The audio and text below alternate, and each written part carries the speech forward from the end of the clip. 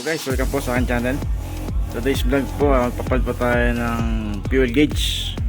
Ito po. Ito po kasi sira na. So kailangan naka-on po yung susi. Yan. So ito po, hindi po siya nagana. Dapat po kasi tataas na siya. Ito po yung nabili ko sa Lazada, worth 200 pesos. Tara, ayusin na po natin.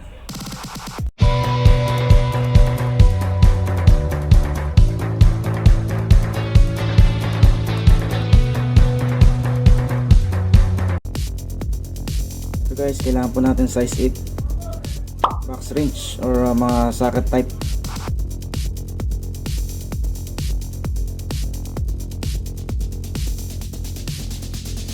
Guys, buksan na natin.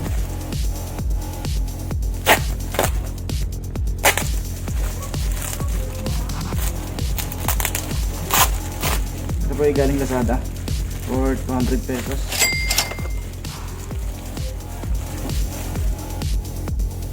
Ang ating motor po ay Mio Amore.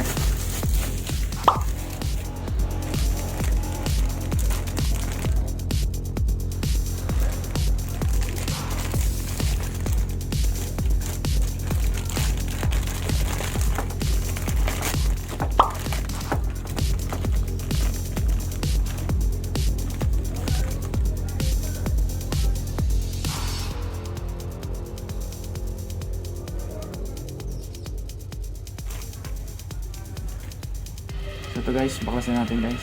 Kailangan po naka-turn off yung sa susian.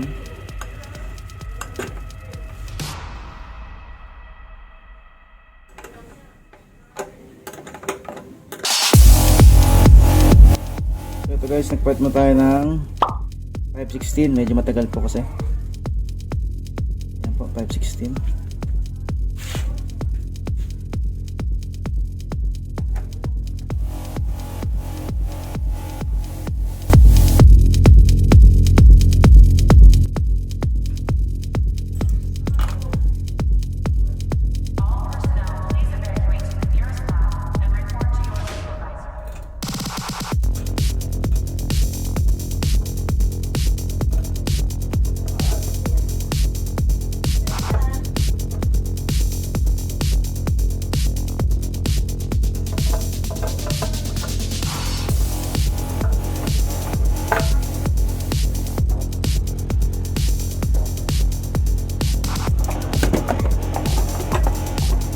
Guys, yung nabili natin sa Lazada.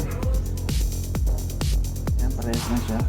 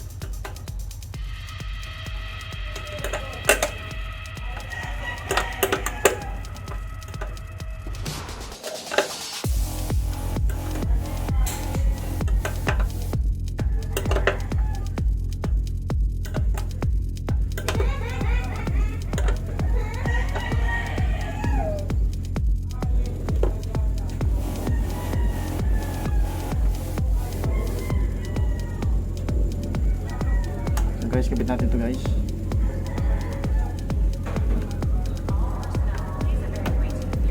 Yan, check pa natin kung gagana na siya.